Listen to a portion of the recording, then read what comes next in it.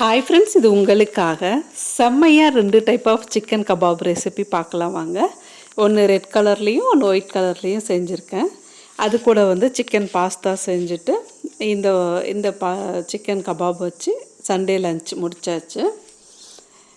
இதுக்கு ஒரு 1/2 kg chicken எடுத்து ஈக்குவல் சைஸ் பீஸாக கட் பண்ணிக்கிறேன்.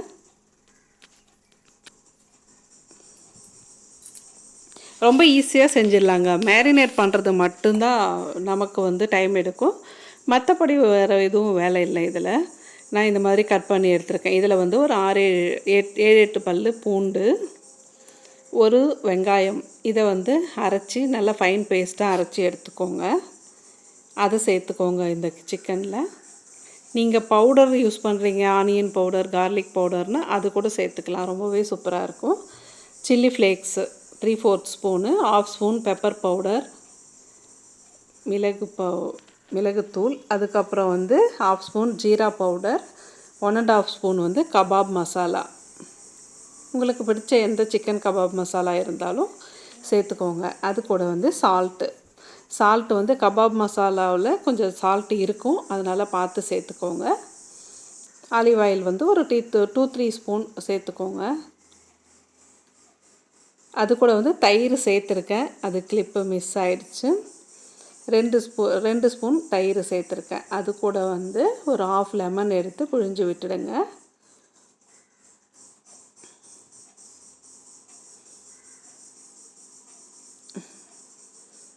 அவ்வளோதாங்க.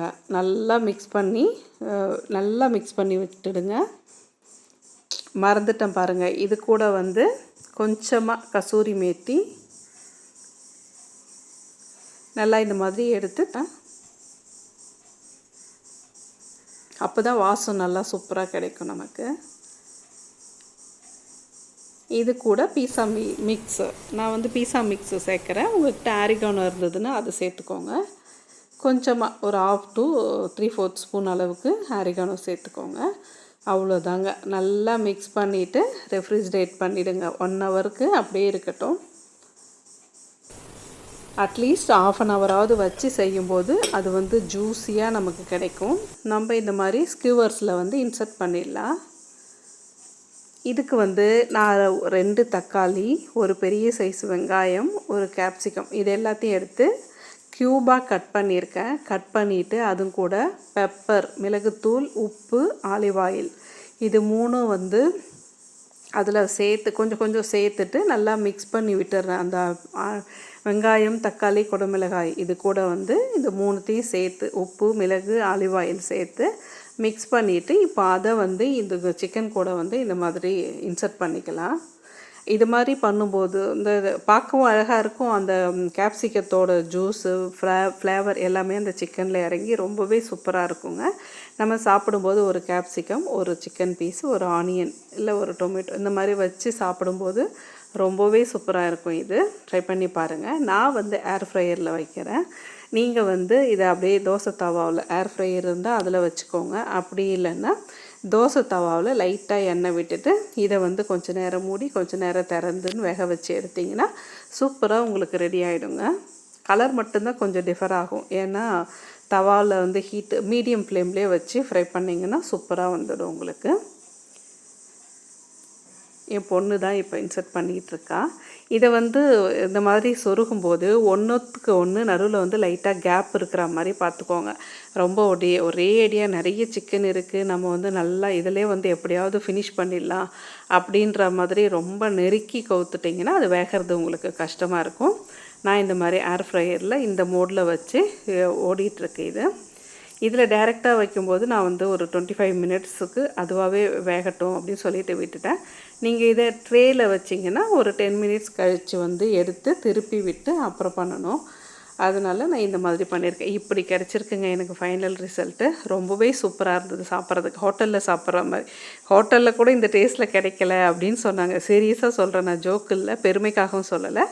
அப்படி சொன்னாங்க எங்கள் வீட்டில் கமெண்ட். இப்போ ஒயிட் சிக்கன் கபாப் பண்ணலாம். இதுக்கு நான் 1 ஸ்பூன் லெமன் ஜூஸ் விட்டுருக்கேன். இது 300 கிராம் சிக்கனுக்கு. அப்புறம் 1 ஸ்பூன் ஒரு 3/4 ஸ்பூன் அளவு ஜிஞ்சர் கார்லிக் பேஸ்ட், இஞ்சி பூண்டு விழுது, அது சேர்த்துருக்கேன். அது கூட ஒரு 2 ஸ்பூன் அளவுக்கு கரம் மசாலா கொஞ்சம் சேர்த்துருக்கேன். சேர்த்துட்டு சால்ட்டு சேர்த்துக்கலாம். அது கூட வந்து மயோனைஸ் சேர்க்குறேங்க. நல்லா ஃபுல் இல்லை 1½ ஸ்பூன் அளவுக்கு மயோனைஸ் இருந்ததுன்னா சேர்த்துக்கோங்க. சீசன்டு மயோனைஸ் இருந்ததுன்னா இன்னுமே சூப்பராக இருக்கும். எங்கிட்ட வந்து ப்ளைனாக தான் இருந்தது. அது இப்போ வந்து ஆலிவ் ஆயில் சேர்த்துக்கிறேன். சேர்த்துட்டு நல்லா மிக்ஸ் பண்ணி விட்டுடுங்க. இது கூட வந்து ஒரு பச்சை மிளகா அது வந்து பொடியாக கட் பண்ணி சேர்த்துக்கோங்க.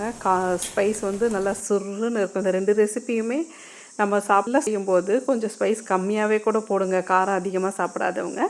ஏன்னா வந்து ஏர் ஃப்ரையரில் எண்ணெய் இல்லாமல் நம்ம பண்ணுறோம் இல்லையா, அப்போது வந்து அந்த காரம் வந்து ரொம்பவே தெரியும். எங்களுக்கு வந்து இது வாயில் வைக்கும்போதே நல்லா சுருன்னு இருக்கும். அந்த மாதிரி காரமாக இருந்தது. இதே எண்ணெயில் பொரிச்சிங்கன்னா அந்த எண்ணெய் வந்து அது பைண்ட் பண்ணி அந்த காரம் வந்து கொஞ்சம் கம்மியாயிடும். இது வந்து 300 கிராம் சிக்கன். இப்போ அதை எல்லாமே போட்டு பேஸ்ட் பண்ணிவிட்டேன். அதில் வந்து இதை சேர்த்து மேரினேட் பண்ணிவிட்டு இதையும் 1 ஹவர் ஃப்ரிட்ஜில் வச்சிடலாம்.